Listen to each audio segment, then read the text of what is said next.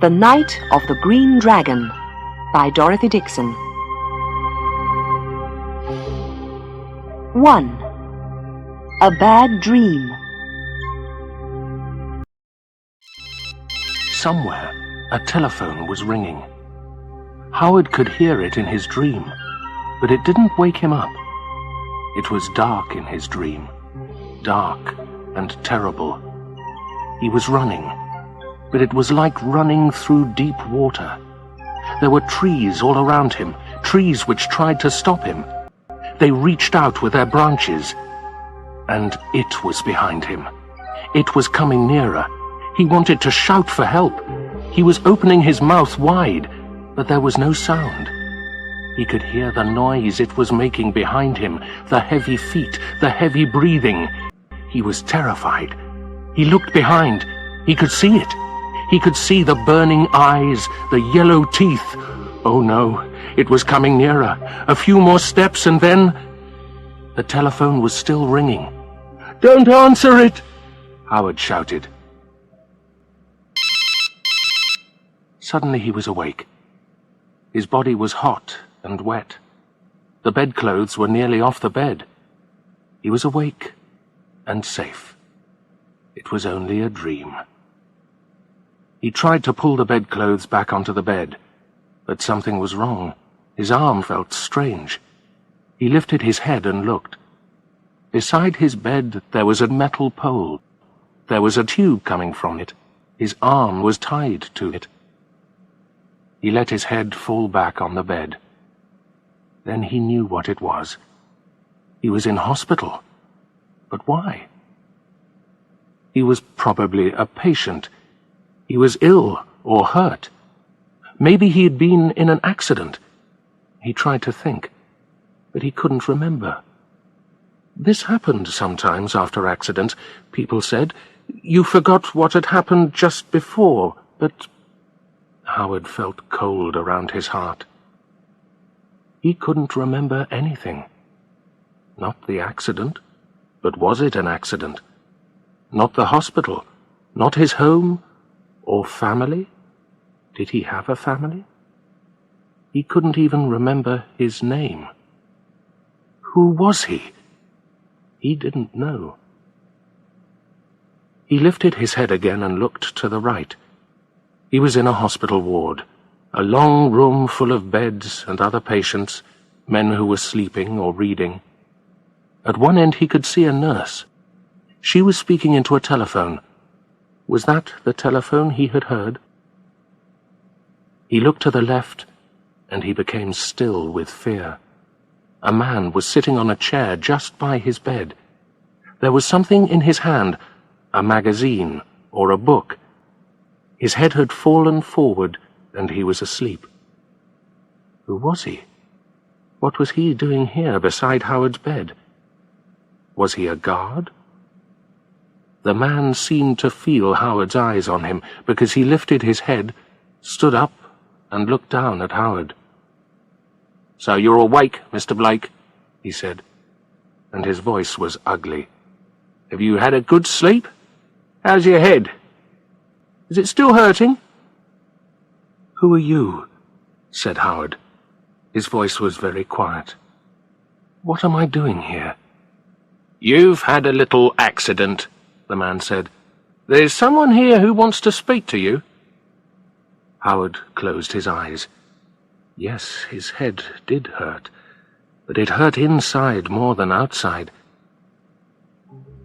Why couldn't he remember? What was happening? He didn't understand.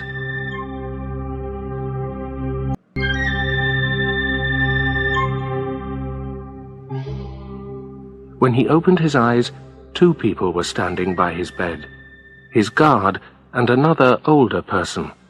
It was a woman with brown hair and cold grey eyes, wearing a dark blue suit. They were both looking serious, almost angry. But why were they angry? Were they angry with him?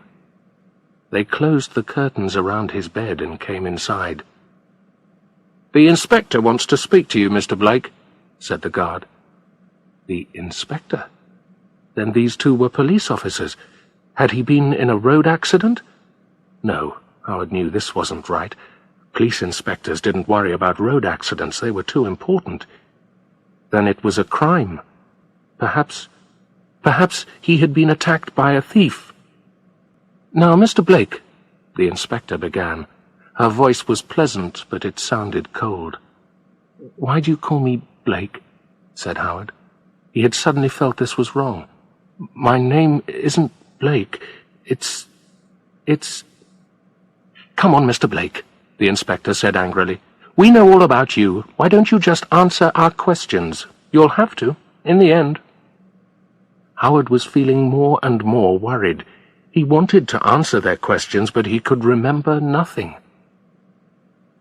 "What do you want to know?" he said weakly. "What time did you arrive at the house in Primrose Avenue?"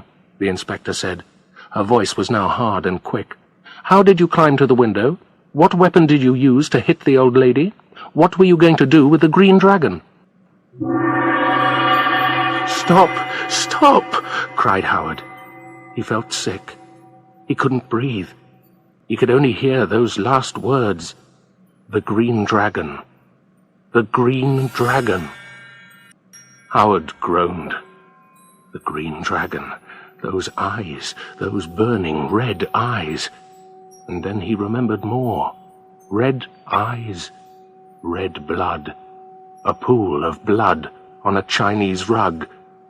But he was the one who was hurt. He was the one who'd been attacked violently. The detectives, of course they were detectives, began to ask their questions again. They were hard questions. They were impossible to answer. I can't, said Howard. "It's no use. I can't remember." He felt like a little boy. He wanted to cry. "You climbed into the old lady's house in the dark. She heard you and went to look. You hit her when she got to the stairs," the guard said. And then the nurse was standing beside them. "That's enough," she said angrily. "He's too ill to answer any more questions. You'll have to leave." She did something to Howard's arm. He felt himself sinking into sleep. The green dragon, the telephone, the pool of blood, the old lady. What had happened? He didn't know. But he was certain about one thing. "My name's not Blake," he said loudly and clearly.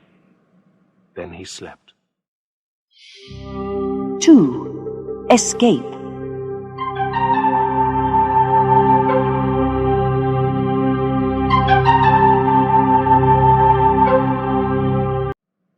Howard was still afraid when he woke up. It was night, and the long ward was silent. Yes, he was still afraid, but he was stronger, much stronger. Something was going round and round in his head. It was something the detective had said just before the nurse came. He looked around the room. Everyone was sleeping. He could see the moonlight on their beds. Moonlight! That was it. The guard had said, "in the dark." But he was wrong. It wasn't dark, it was moonlight, bright moonlight. Howard sat up in his bed. He suddenly felt excited. Was he remembering at last? But his thoughts were gone before he could catch them. He wanted to shout with anger, but he'd seen something. His arm was free. The pole and tube had gone, and the curtains were open. Then he noticed something else. The guard was not there.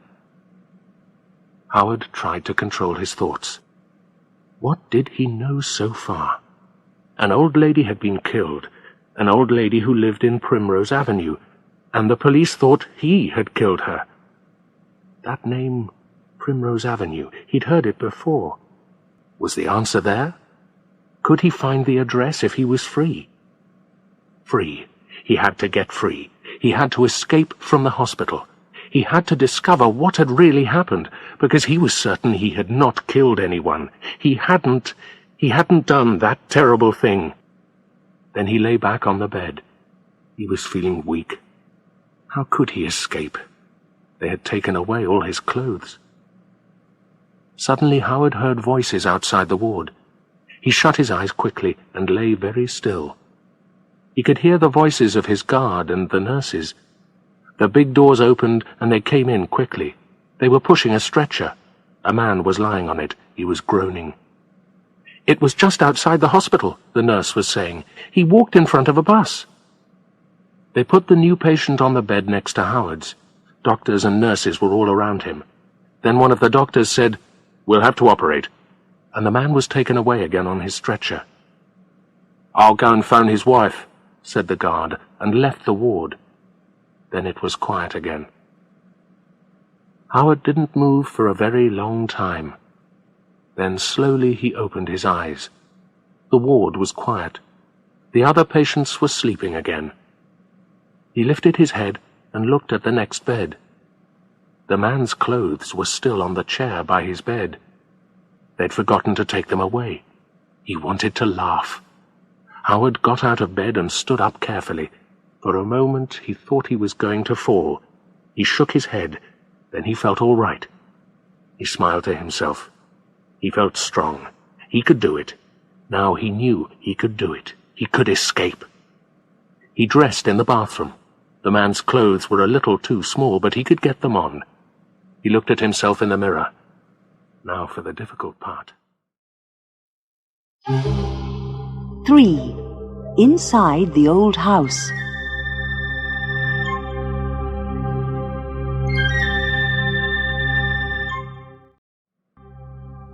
But he was lucky. He saw nobody, and nobody saw him. He walked quickly out of the ward and out of the hospital.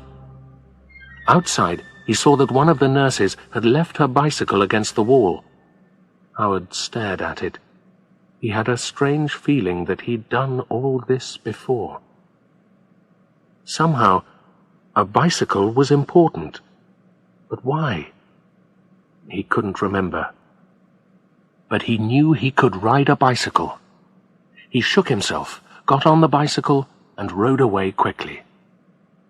Somehow he knew the way. It was like having a map in his head. There was Primrose Avenue, and there, yes, there was the big old house. It was hidden behind trees. Howard started to walk up the drive. It was like the dream. He knew the way exactly. He was certain the answers were here, the answers to all of his questions. Suddenly he jumped into the shadow of the trees and stood very still under the branches. He could hear voices. He looked out slowly and saw a van, a white van. It was parked outside the house. 2 people were standing by it. They were talking. They were wearing dark uniforms. Then he saw who they were. The police. Of course. A woman had been murdered in this house, and the police were guarding it. He had to be more careful. He had to go round to the back of the house. Nobody would be able to see him there. He crept through the trees silently. He stayed in the shadows. Again, he knew the way.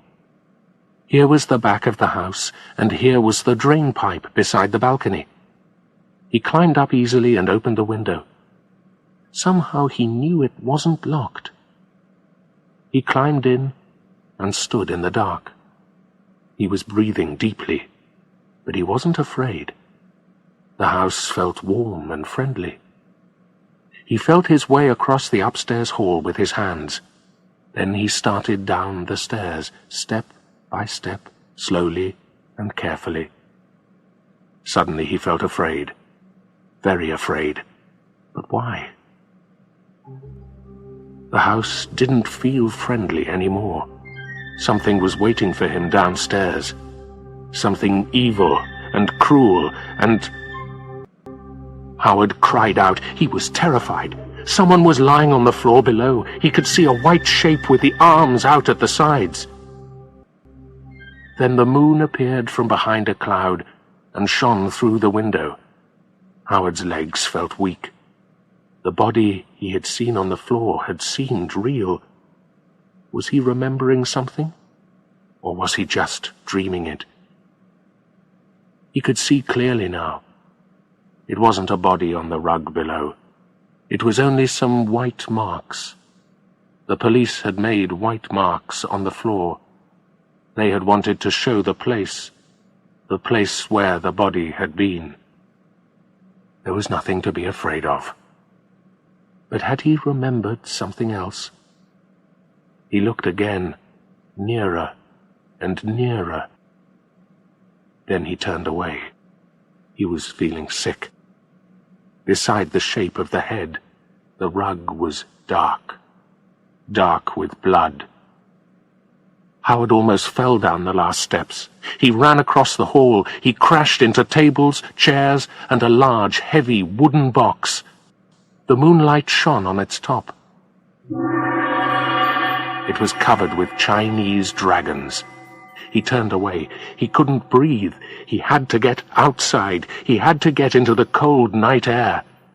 Suddenly he stopped. Voices.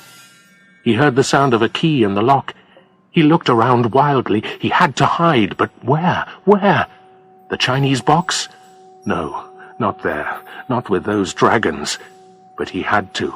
There was nowhere else. He climbed in. The voices came nearer and stopped just by the box. It was the 2 police officers Howard had seen outside. In the box, he tried to breathe quietly. The voices were clear. "I want you to have a look around," one was saying. "You haven't been here before, have you?"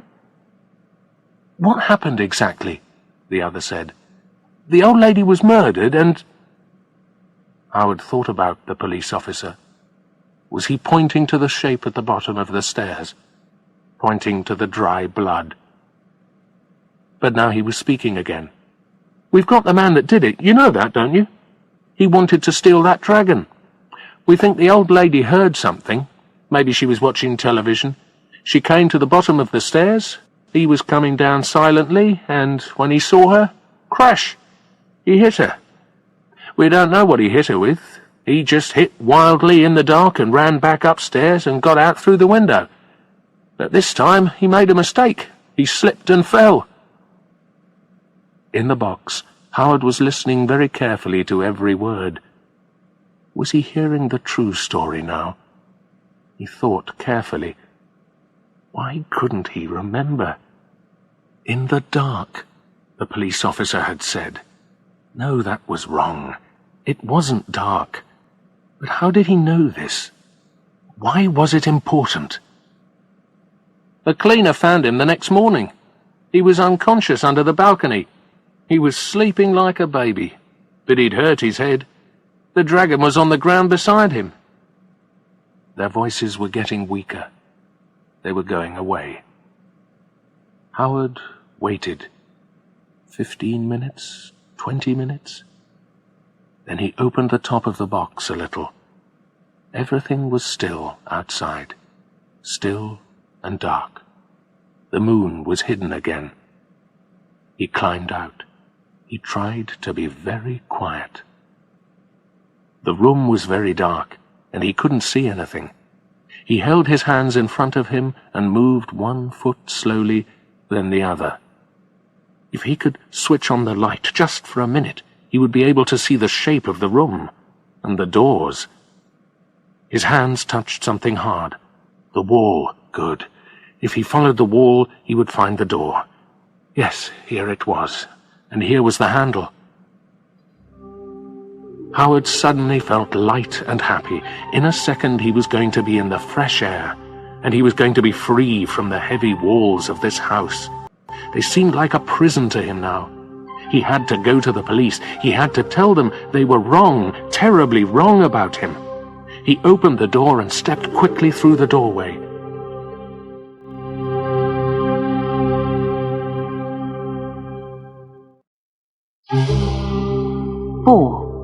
The Green Dragon.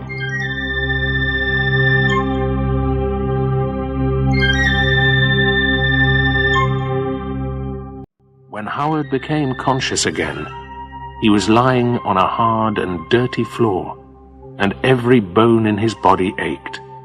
He tried to move, but the pain was too much. What had happened? This place was darker than upstairs. Upstairs. Then he remembered. He had opened a door, and suddenly he was falling, crashing from step to step until he reached the bottom and blackness. Just like the last time, Howard thought. Then he sat up. The last time. Yes, now he remembered. He had been to this house before. He had seen the old lady. She was lying on the floor in a pool of blood, but did he kill her?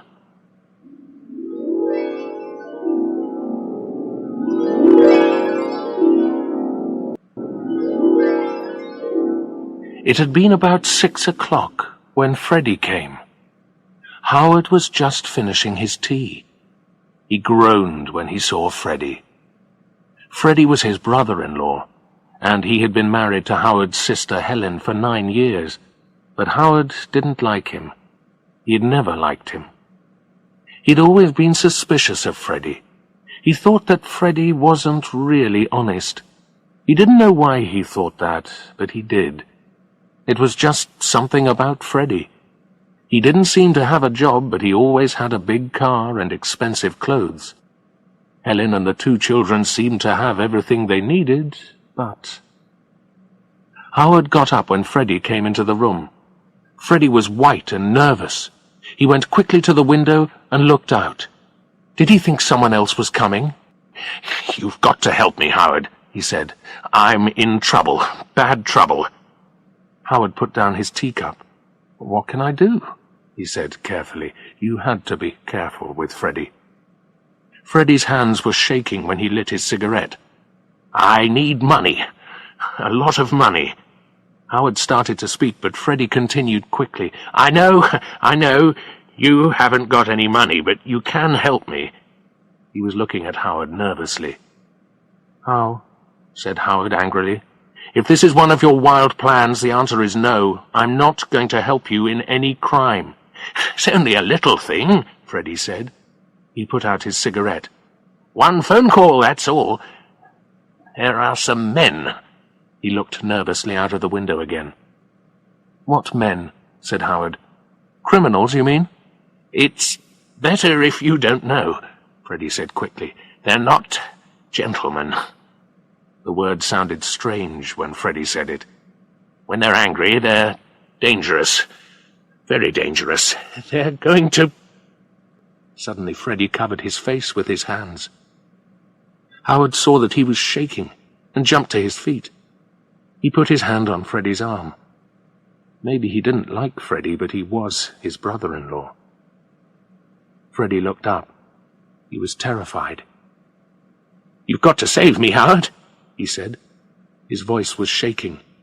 "You're the only friend I've got.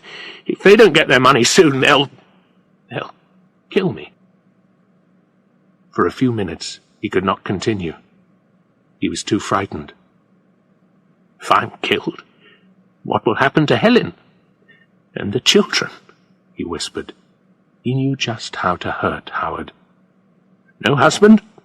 No father? Soon there'll be no house, no money, they'll be out on the street." His voice was getting louder and louder. All right, said Howard. He was trying to stay calm. "What do you want me to do?" Freddy's plan was easy, and it didn't seem dangerous for Howard. "There's an old lady," he began. Her name was Miss Blake, and she lived in a big old house on the north side of the town. The house was hidden behind tall trees. She had lived in the Far East for many years, and when she came back she was a rich woman. Her house was full of valuable things. Most of them were too heavy to move, but then there was the Green Dragon. "Dragon?" Howard said. He laughed. "What dragon?" "It was made of green jade and gold," Freddy had told him, "with red jewel eyes and diamonds on its tail. It stood in a special place in her bedroom, and it was lit by bright lights. He knew all about it because he'd been talking to her cleaner at the pub. "It's worth thousands of pounds," Freddy said. He was excited now. He was enjoying this. "Maybe hundreds of thousands, and it's light enough to carry and small enough to hide." He wanted Howard to do one thing. Just one thing. "You phone the old lady," Freddy explained. "You tell her that a packet has arrived at your address, Primrose Road." "But this isn't Howard began. I know. You just say it's Primrose Road," Freddy said quickly. "Her address is Primrose Avenue. It's nearly the same, isn't it? You say your name is Blake, the same as hers. You say that the stamp on the packet says Singapore, and inside it there's some special tea. You think there's been a mistake. You find her name in the phone book and decide the packet has come to the wrong address." He looked at Howard. "Do you understand?" he asked. Yes, go on," said Howard. He wanted to hear the end. "Well, it's easy," Freddy continued. "You tell her you would like to bring the packet round to her house, but you can't walk. You're in a wheelchair, and you're just going away on 3 weeks' holiday. In fact, your daughter is coming soon to take you to the airport. Then you ask Miss Blake, would she like to wait 3 weeks, or would she like to call round at your house immediately and get the packet herself?" "But maybe she'll wait 3 weeks," Howard said. He didn't like the sound of Freddy's plan, but he was interested now. "She won't," said Freddy. "She'll want her packet. She'll leave the house immediately because she'll want to catch you before you go, and I'll be outside her house. As soon as she leaves, I'll get into the house, I'll get the green dragon, and I'll get out. It'll be easy. It'll be like taking sweets from a baby." Howard felt unhappy. But what could he do? "I'll bring the dragon back to you," Freddy was saying now. "You can hide it here." "Here?" Howard cried. He was frightened. "Why here? What's wrong with your house?" "The children," Freddy said. He looked away from Howard's eyes. "They may find it. Also, I want to hide it from those men. They won't look here." Freddy's plan worked perfectly. Howard was terrified when he heard the old lady's voice on the phone. He had hoped she would not answer, but she did. 1 hour later, the green dragon was on his dining table. It was staring at him with those hot, red eyes. He hated it from the moment he saw it. Howard had sat and studied the dragon for hours. He was drinking coffee, black coffee, and smoking cigarette after cigarette. At dinner time he couldn't eat. When he thought about food, he felt sick. Strange things were happening to his head. Once, with a shaking hand, he had touched the dragon again, but he pulled his hand away quickly. It had seemed red hot. "I'm going crazy," he thought. "I will go crazy if I have to keep that thing much longer." He lit another cigarette nervously. Had someone seen Freddy? Someone who knew him? Had those men, those dangerous criminals, been following Freddy? Had they seen him at Howard's house? The police had probably interviewed everybody who had worked for Miss Blake. Had the cleaner told them that she had talked to Freddy? The questions went round and round in his head. I was stupid, he told himself. Why didn't I throw Freddy and his crazy ideas out of the house? Suddenly he jumped to his feet. This had to stop. There was only one answer. He had to take the dragon back. 5. A body in the moonlight.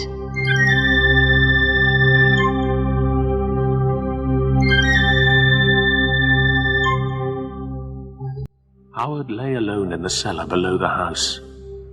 He felt tired, but he felt better because he could remember the true story. It was like living through the story again, the fears, the terrible moments, like the moment when the police stopped him. Yes, he thought, I remember. Very late that night, he had taken the dragon back to Miss Blake's house. He had put it into his bicycle bag and had started to ride through the silent streets in the moonlight. Moonlight. That was unlucky. It had been dark earlier. Well, he couldn't do anything about that. He had turned into Primrose Avenue. And there was a police car. The two officers in the car were immediately suspicious of this lonely cyclist in the early hours of the morning. They stopped him and asked what he was doing. "I'm going to my mother's," said Howard. He was shaking inside. "They phoned me and said she was ill." The police officer wanted to help. "Leave your bicycle," she said. "We'll drive you there." No, said Howard. He was feeling hot and uncomfortable. My mother's house is just here, around the corner, but thank you. Thank you very much." He got on his bicycle and rode away. He heard the police car's engine. He didn't look back. The sound of the police car moved away. Howard breathed normally again. A few minutes later, he found Miss Blake's house. It looked strange and frightening in the moonlight. It seemed to be waiting for him. Was it a trap? For a moment, Howard wanted to turn back, but he told himself not to be silly. It was late. The old lady was asleep. He didn't need to be afraid. Freddy had told him that he had dressed like a window cleaner and had climbed up his ladder to a balcony. The balcony led to the upstairs hall. He had planned to break a window, but he found the window was open. Now Howard saw the same window. He had no ladder, but there was a drain pipe. He could climb it. Soon he was inside, and he was standing at the top of the stairs in the moonlight. He was looking down. He mustn't wake Miss Blake. He must leave the dragon somewhere, perhaps on the table in the hall. He could see it below him. Then his heart froze in his body. There was someone lying at the bottom of the stairs. A body. A real body. And the moonlight was shining on the pool of blood. And then he had run, back to the open window, to the drain pipe. The dragon was still in his hand. He started to throw it away with a wild cry. He slipped. The air was rushing past. The dragon was falling with him. Its eyes were staring. Its mouth was open, and its teeth were shining. Was it screaming like him? 6. Guilty or not guilty?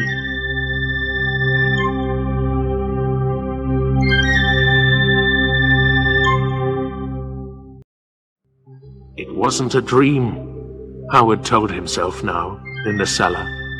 It really had happened. He had seen Miss Blake's body, but he hadn't killed her. She was already dead when he first saw her. He thought about the dragon again. He could almost see those red eyes shining in the dark. Then Howard went cold inside. There were eyes shining in the dark. Here, in this cellar. They were watching him. Dragon's eyes? No. Rats. He was terrified of rats. He felt around with his hands and found some pieces of wood. He threw them at the shining eyes and shouted as loudly as he could. Suddenly a voice came from above. "Who's that? What's happening down there?" It was a police officer. "Help me," Howard said weakly. "Please, help me."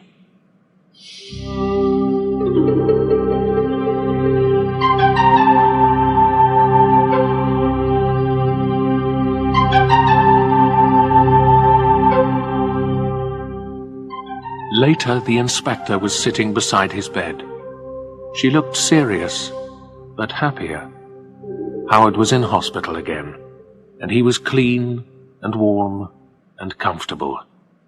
He was glad that it was all finished. They knew who he really was, Howard Thompson. They weren't calling him Blake anymore. Howard told them everything. Well, nearly everything. He couldn't say anything about Freddy. He was thinking of his sister Helen and the children. He didn't want to hurt them. "Yes, I stole the green dragon," Howard told the inspector. "I tricked the old lady with my story about a packet of tea, and she left the house." "Oh, yes?"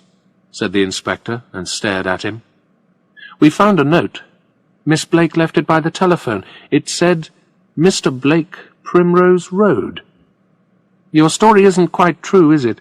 You tracked the old lady, yes, but she let you into the house that evening. She didn't leave the house, and when she tried to stop you from taking the dragon, you— No, that's not true. It was afternoon, not evening. Howard had to stay calm. He had to say he was the thief, not Freddy. He spoke slowly, carefully. She left the house in the middle of the afternoon. I went in and stole the dragon. That's what happened, Inspector. I didn't kill her. I couldn't kill anyone. She was already dead when I saw her for the first time. Already dead? The inspector said quickly. Yes, Howard saw that he'd made a mistake. He had to explain. I went back that night, he said. You went back? The inspector didn't believe him. Why did you do that? I wanted to return the dragon, Inspector. The words sounded weak and stupid. I was afraid of it. I don't know why, but it terrified me. Oh, yes, said the inspector again, and looked hard at Howard with her cold grey eyes. She was silent for a long time. Howard tried to think of something. What could he say? He had to show the inspector that he was not guilty of murder, but he could not find the right words. I suppose it's just possible, the inspector said. Perhaps the old lady went upstairs that evening and found the dragon was missing. Then perhaps she rushed to the telephone for help and fell down the stairs and hit her head on the hall table at the bottom. Yes, said Howard, that's it. She was killed by her fall. Don't you see, Inspector, I didn't kill her. The inspector was still looking at him suspiciously. Howard thought hard. Somewhere there was an answer. But you were there, the inspector was saying. You say you went back to the house that evening. You were in the right place at the right time, weren't you? Time? Howard sat up and smiled. What time, Inspector? He said. He was excited now. What time did Miss Blake die? The doctor says it was about 8 o'clock in the evening, said the inspector. When it was dark, said Howard. When it was still dark, before the moon had risen. But I was seen near her house in the moonlight at 2 o'clock in the morning. If I was a murderer, I wouldn't go back there, would I, Inspector? Who saw you? Said the inspector, still suspicious. Friends of yours? I don't think I'm going to believe any friends of— You'll believe these people, Inspector, said Howard quickly. 2 police officers in a police car saw me in Primrose Avenue. Right place, right time, Inspector. Howard felt pleased with himself. He lay back on the hospital bed and smiled. But the inspector hadn't finished. I've got something here. I want you to see it, she said. She opened a box beside her chair and lifted something out. Howard's face went white. The inspector was holding the green dragon in her hands. It doesn't look very important, does it? She said. The inspector was right. Howard stared at the dragon.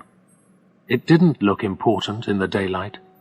It looked cheap and ugly. It's not real, you know, the inspector was saying. What? What do you mean? Said Howard. He felt cold inside. The old lady sold the real one years ago. She wasn't as rich as people said. She needed the money. But the green dragon had some special magic for her, and she had this copy made.